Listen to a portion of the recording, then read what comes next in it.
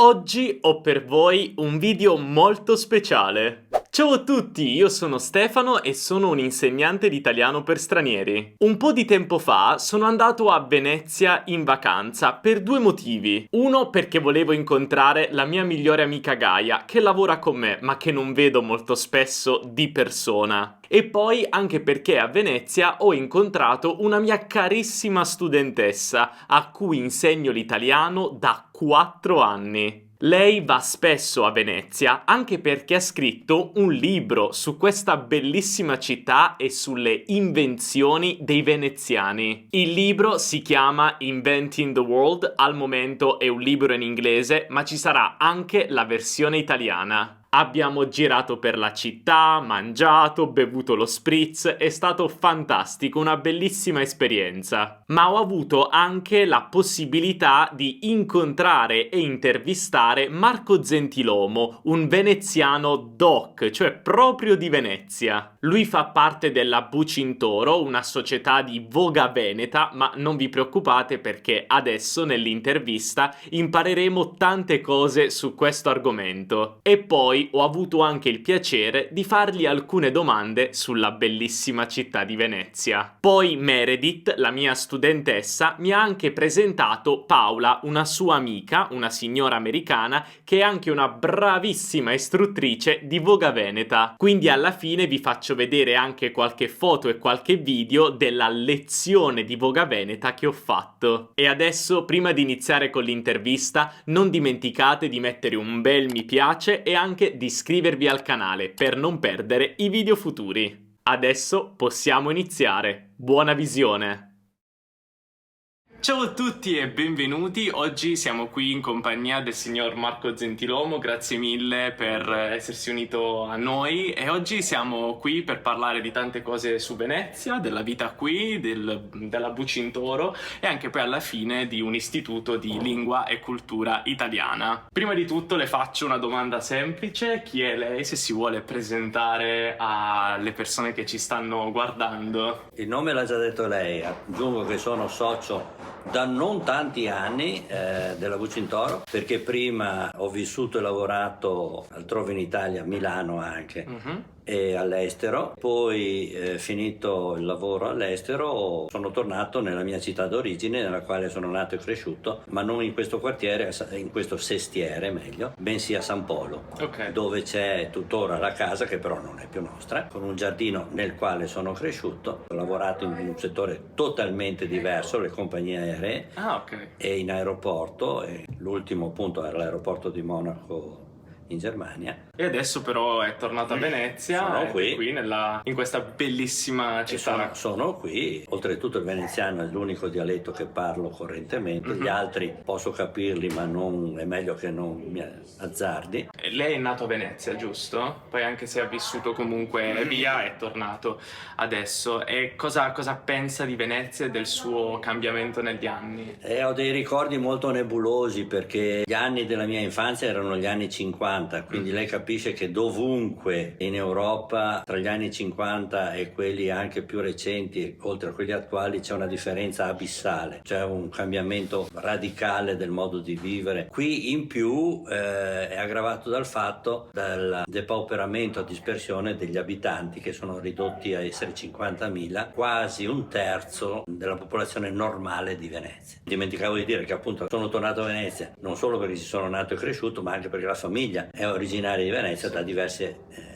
secoli. Nei secoli la popolazione si è sempre aggirata sui 130-150.000, anche dopo pestilenze gravi e importanti, però si è sempre ripresa, la popolazione ha fatto presto a essere reincrementata, portandosi a livelli pressoché normali, necessarissimi per le attività commerciali, mercantili, tipici di una città all'avanguardia, soprattutto nel settore dei commerci. Sicuramente vivere a Venezia è un'esperienza interessante, diversa da qualsiasi altra città nel mondo. Come lei definirebbe, no, vivere a Venezia da persona del posto? Allora, persona del posto ci fa l'abitudine perché è connaturato. Anzi, adesso i ritmi si sono anche un po' affrettati con l'introduzione del motore dei vaporetti, dei motoscafi, eccetera, eccetera. Una volta si andava sempre a remi, i tempi erano più lunghi. La cosa sorprende o forse dà anche un po' di stupore a chi viene da fuori, perché ci sono cose alle quali uno che abita in terraferma è abituato con l'uso dell'automobile. Ad esempio, uno per trasportare un qualunque cosa ingombrante, voluminoso o pesante, mette in macchina, arriva sotto casa,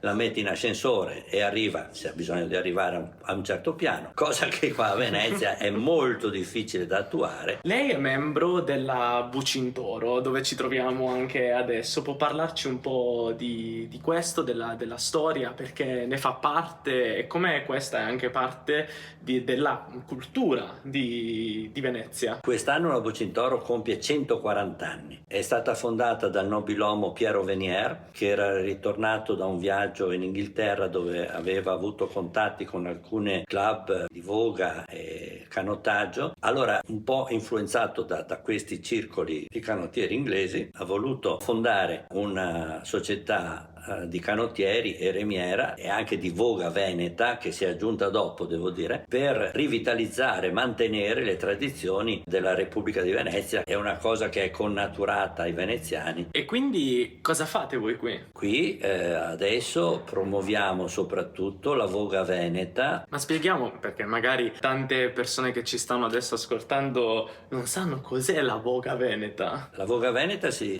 differenzia dalla voga all'inglese perché si voga in piedi. Si voga in piedi su delle barche a fondo piatto che consentono di aggirarsi tra i ghebi e i canali della laguna o le basse maree, che possono raggiungere anche i 20-30 cm di profondità, che è ridottissima, però con la barca a fondo piatto è difficile, ma si può vogare. Si voga in piedi guardando dove si va, proprio per il fatto dei bassi fondali. Si voga in avanti facendo un movimento di polsi con un remo un po' più lungo. E domanda banale da un non esperto, è più facile la voga all'inglese o quella veneta? E tutte e due hanno bisogno di un po' di addestramento. Forse la voga all'inglese viene più facile anche perché è più diffusa nel mondo, quindi uno lo vede e cerca di farlo. La voga veneta magari offre qualche difficoltà in più all'inizio, ma una volta poi imparato si va avanti. Da quanto tempo lei voga? Qui da quando sono tornato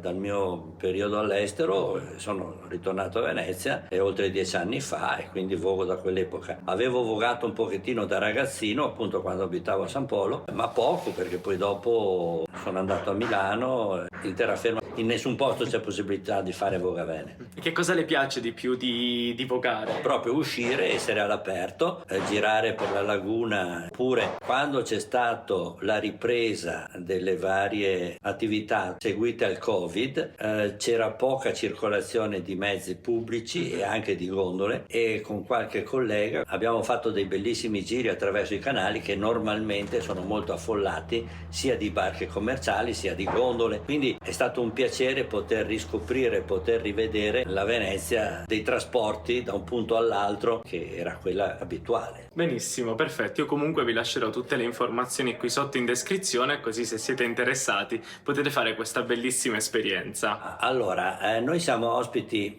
dei Magazzini del Sale, e i Magazzini del Sale erano importanti per la Repubblica di Venezia, che ne aveva un po' dappertutto. Questi sono i più grandi, che potevano contenere quantità di sale stoccate come riserva, mi pare fino a 480 tonnellate, cioè 480.000 kg. Il sale era l'oro bianco dell'antichità. Già all'epoca dei Romani era importante, i primi insediamenti di persone e di cittadini si sono stabiliti qui, non avevano altro da fare che coltivare, si fa per dire, le saline, soprattutto nella parte sud della laguna verso Chioggia, e cercare di commerciare, di esportare il sale, che è la loro sostanza base, e il pesce, verso la terraferma, verso l'entroterra. Quindi questo ha portato all'inizio, con il commercio di quegli accordi, prima commerciali, poi diplomatici, poi militari, che hanno portato la Repubblica di Venezia a essere una parte intesa come Repubblica la più antica d'Europa. Riguardo l'importanza del sale, era necessarissimo non solo per gli alimenti umani ma anche per quelli animali e soprattutto per la conservazione delle merci, delle carni, eccetera. Aveva anche virtù più o meno terapeutiche, tant'è vero che a Roma, nell'antica Roma, i legionari venivano pagati in parte in moneta, sesterzi eccetera, e in parte con un sacchettino di sale, non so di quanti, di mezzo chilo, 1 chilo, non lo so, però era così importante che da questa forma di pagamento usiamo tuttora in diverse lingue la parola salario. Ecco perché. Il salario deriva da questa abitudine che i romani avevano di dare un sacchetto di sale. Questo è interessante. E come ripeto, non solo in italiano, ma in inglese, in francese, in tedesco, che sono quelle che so, forse anche in altre lingue, forse anche in spagnolo, non lo so. Ok, quindi ricollegandoci all'insegnamento della lingua italiana, che è quello che faccio principalmente sul canale, lei è anche consigliere della Dante Alighieri, che è questo istituto di lingua e cultura italiana che si occupa di fare dei corsi di italiano agli stranieri.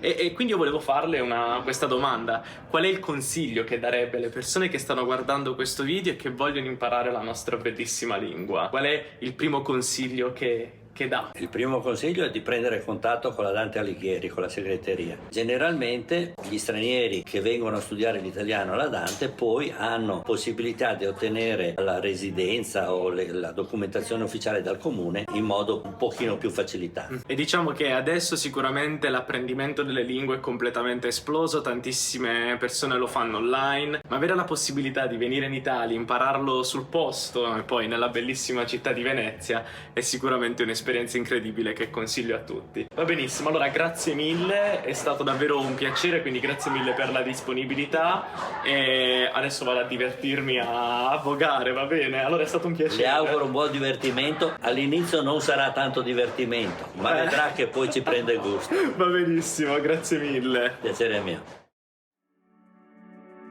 Adesso stavamo uscendo per la nostra piccola lezione di voga veneta. Non ho ripreso molto perché appunto stavo vogando, ma vi lascio alcune immagini e video.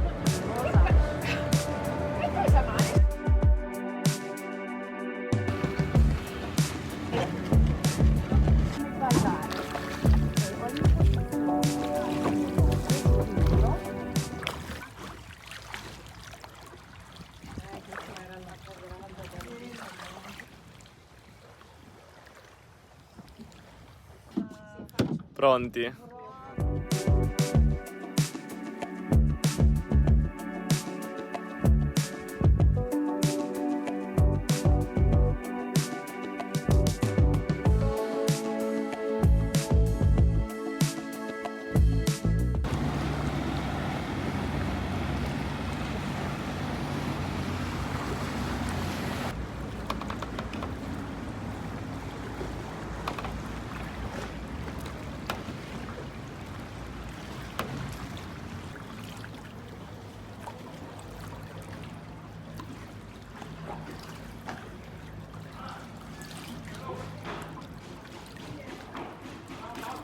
Venezia è una città magica e unica e diversa da tutte le altre. Mi piacerebbe davvero viverci per un periodo di tempo. Un abbraccio dall'Italia. Ciao!